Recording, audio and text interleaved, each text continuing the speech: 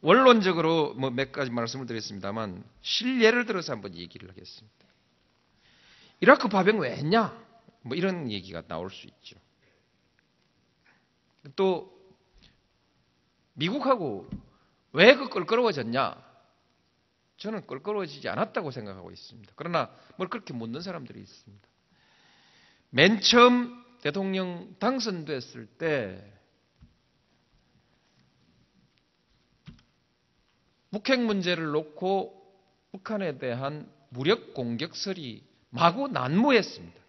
미국 신문에 우리 한국 신문에. 책임 있는 사람이 말했다 안 했다는 것이 중요한 것이 아니고 신문에 난무하면 그게 국민들은 불안감을 느끼게 되는 것입니다. 그래서 무력 공격 안 된다 얘기했습니다. 그랬더니 저러면 미국하고 일 생기지.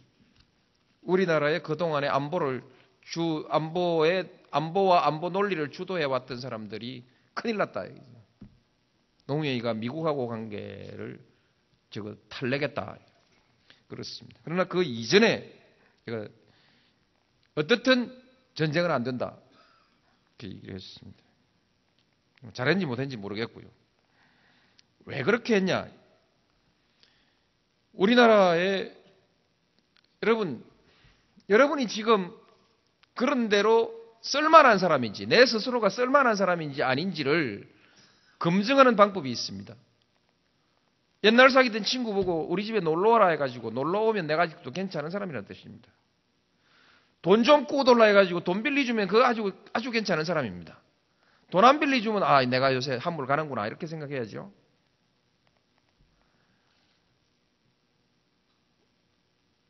한국이 괜찮은 나라라면 여행하는 사람이 많이 오게 돼 있고 괜찮은 나라라면 돈 빌려주는 사람이 있게 돼 있고 투자하는 사람이 있게 돼 있지 않습니까?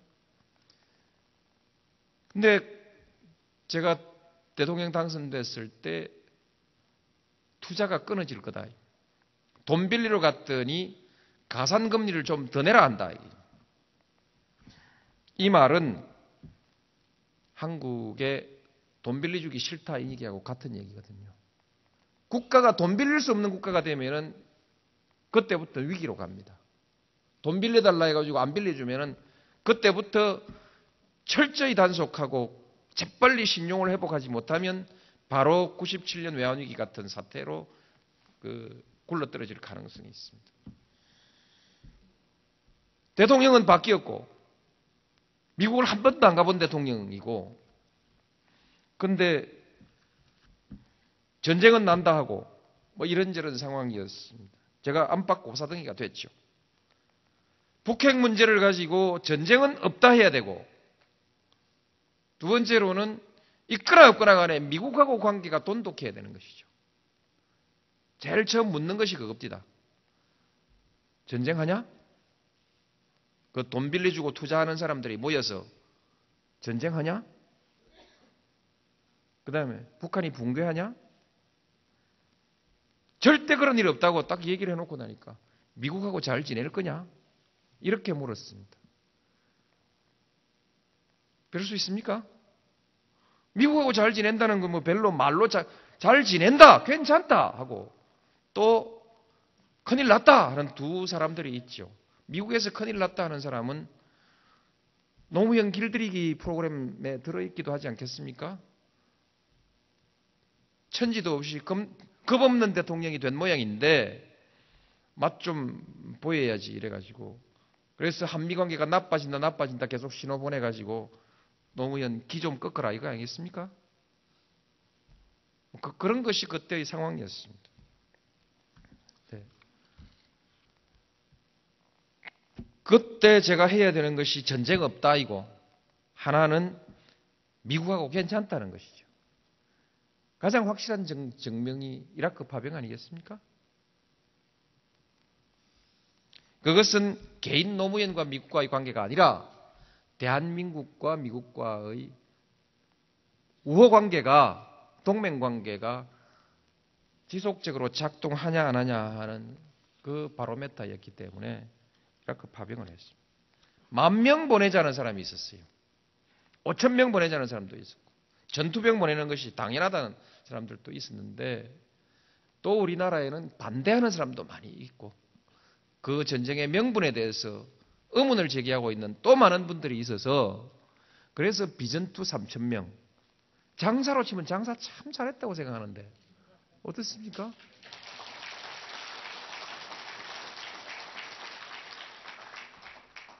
한미동맹이라고 하는 그 목표를 한미동맹의 안전성 그것에 대한 국제적 신뢰라고 하는 그 목표 그런 것을 가장 적은 비용으로 달성하는 것이 가장 효과적인 장사 아니겠습니까? 이사단 후방 배치 미국이 얘기를 해요. 그러니까 우리나라에서 일부에서 안 된다. 인계철선을 가져가면 어떻게 하냐. 그런데 정부 안에서도 그렇게 말하는 분이 있어서 그 말 하지 마시오. 미 이사단 뒤로 물리시오.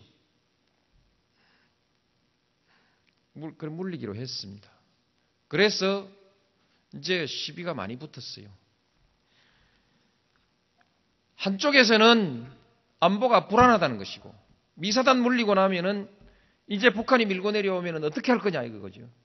미국이 자동 개입이 안 되니까 와서 안 도와줄지 모른다 이런 것이고 한쪽에서는 미국이 북한을 공격하면 북한이 전방에 있는 이사단에 즉각 보복을 할 텐데 이사단을 빼버렸으니까 이제 보복할 데가 없어졌으니까 미국이 북한을 때리기 위한 사전 준비 작업 아니냐. 그래서 이사단 후방 배치에 대해서 떨떠름하게 반대하는 사람들이 있어요. 반미주의자들이 있어요.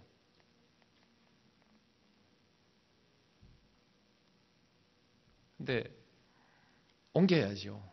여기에 원칙이 들어가는 것입니다. 한국군이 방위력이 얼마만큼 크냐. 정직하게 하자. 언제 역전된 걸로 생각하십니까, 여러분? 대개 70년대 후반, 80년대 초반 때 실질적으로 역전된 것으로 보지 않습니까?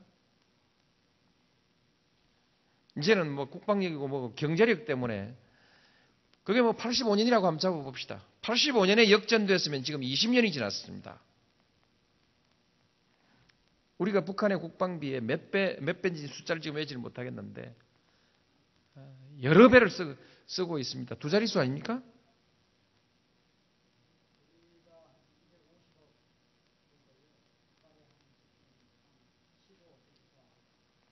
열 배도 훨씬 넘네요.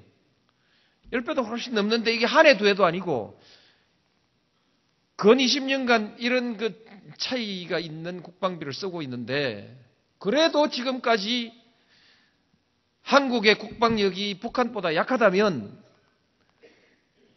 70년대는 어떻게 견디어 왔으며 그 많은 돈을 우리 군인들이 다 떡 사먹었느냐 이게.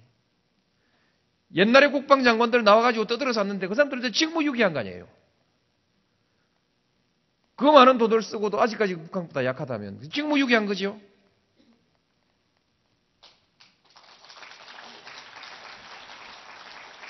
정직하게 보는 관점에서 국방력을 비교하면 이제 이사단은 뒤로 나와도 괜찮습니다. 그 뭐 공짜 비슷한 건데 기왕에 있는 건데 그냥 쓰지 인계철선으로 놔두지 뭘 그 시끄럽게 옮기냐. 그렇죠. 저도 그렇습니다. 시끄럽게 안 하고 그냥 넘어가면 좋은데 제가 왜 그걸 옮겼냐. 옮기는데 동의했냐. 심리적 의존관계, 의존 상태를 벗어나야 됩니다. 국민들이 내 나라는 내가 지킨다라고 하는 의지와 자신감을 가지고 있어야 국방이 되는 것이지 미국한테 매달려가지고 바지가랑이 매달려가지고 미국 엉덩이 뒤에서 숨어가지고 형님 백만 믿겠다. 이게 자주국가의 국민들의 안보의식일 수가 있겠습니까? 이렇게 해서 되겠습니까?